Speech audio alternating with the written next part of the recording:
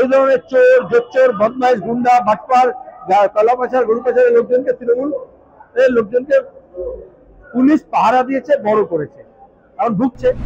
আমি তো বললাম ওই ধরনের মেডিকেল রিপোর্ট অনেক বানানো যায়, আর শাসক দলে থাকলে এগুলো আরো ইজি হয়ে যায় বানানো।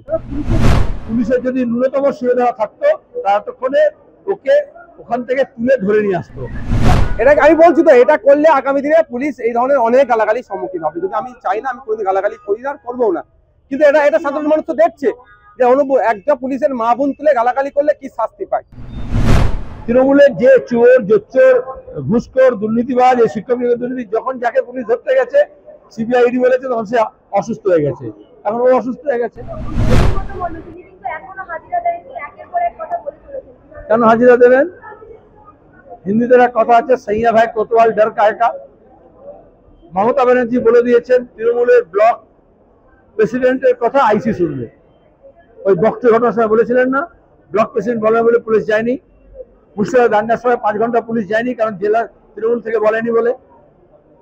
তাহলে এই অনুব্রত ছবি এসডিপি অফিসে বোলপুরে লাগিয়ে রেখে দিয়েছে। তো সে কেন? পুলিশ তো আইনের শাসন বলবৎ করবে না তৃণমূলের শাসন বলবৎ করবে?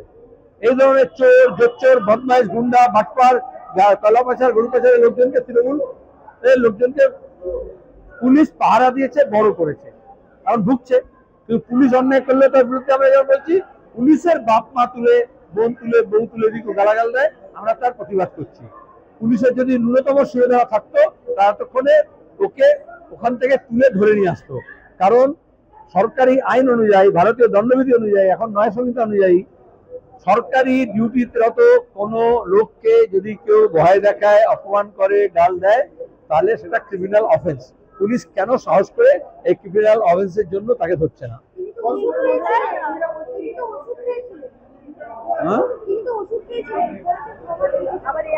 মমতা কথা বলছে কেন? মমতা বলবে অক্সিজেন কমে গেছিল। তৃণমূলের যে চোর, জোচ্চোর, ঘুষখোর, দুর্নীতিবাজ, এই শিক্ষক দুর্নীতি, যখন যাকে পুলিশ ধরতে গেছে সিবিআইডি বলেছে তখন সে অসুস্থ হয়ে গেছে, এখন ও অসুস্থ হয়ে গেছে। এখন ওষুধটা একটা ওষুধ খেয়েছিল, বিপিন বাবুর কারণ সুদা খেয়েছিল কত বেশি, সেটা বড় কথা। কর্মক্ষেত্রে বিভিন্ন জায়গায় যাচ্ছি, দক্ষিণ 24 পরগনার বেশ কয়েকটি থানা দেখতে পাচ্ছি যে তারা তৃণমূলের নেতাদের কথা ছাড়া, অনুমতি ছাড়া তারা বাথরুমে পর্যন্ত যায় না।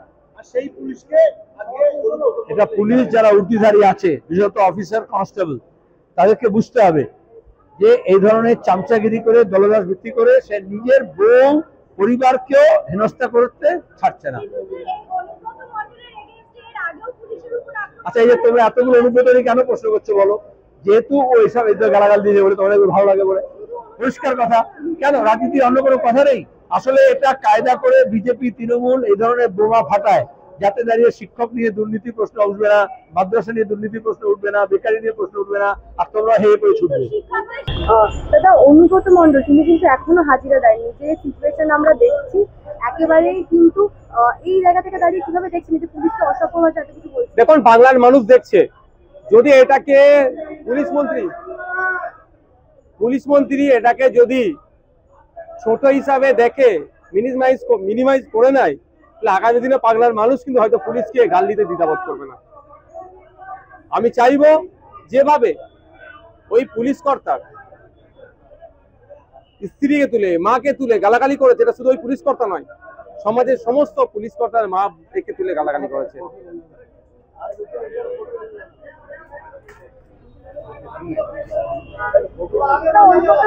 আমি চাইবো ওর বিরুদ্ধে ব্যবস্থা গ্রহণ করুন।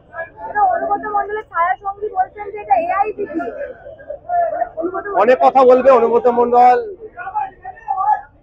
মণ্ডলকে, তাদের পার্টি এ করেছেন, এবং সাথে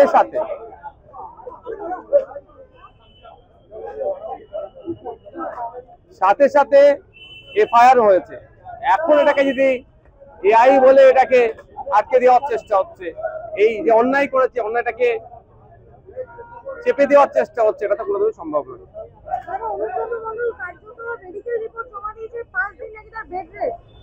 ওরকম মেডিকেল রিপোর্ট অনেক বানানো যায়।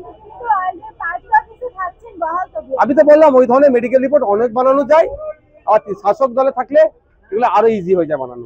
পুলিশের ভূমিকা নিয়ে কি বলবে? কিছুদিন আগেই দেখলাম শিক্ষকরা যে নবান্ন অভিযান সেখানে পুলিশ খুঁজে দেখুন, বিরোধীদের জন্য পুলিশ একদম বাঘের মতো আচরণ করবে, আর শাসক দলের লোকেরা বিরোধীরা কিন্তু গাল করে না।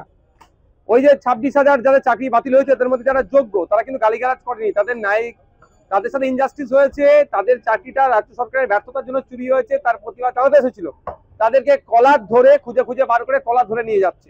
আর যে মানুষ পুলিশের মা বোনকে তুলে কর্যত ভাষায় আক্রমণ করলো তাকে নাকি খুঁজে পাচ্ছে না। তাকে শুধুমাত্র একটা হাজিরা নোটিশ দিয়ে ছেড়ে দেওয়া হচ্ছে। এটা আমি বলছি তো, এটা করলে আগামী দিনে পুলিশ এই ধরনের অনেক গালাগালির সম্মুখীন হবে। যদি আমি চাই না, আমি কোনোদিন গালাগালি করি না, করবো না, কিন্তু এটা সাধারণ মানুষ তো দেখছে যে একটা পুলিশের মা বোন তুলে গালাগালি করলে কি শাস্তি পায়। দাদা, আমরা অন্যদিকে দেখতে পেলাম শাসক দলেরই হুমায়ুন কবির, তিনিও একই সুরে গান গাইছেন, বললেন আমি বিরোধী দলে থাকলে চাপকে সোজা করে দিতাম। তো এগুলো সব হাইলাইট হওয়ার জন্য, চর্চাটা থাকবে, তার নাম হওয়ার জন্য এগুলো করছে, এর থেকে বেশি কিছু না। দেখুন, বলতে পারবো না, উনি কখন কি বলেন উনি জানেন।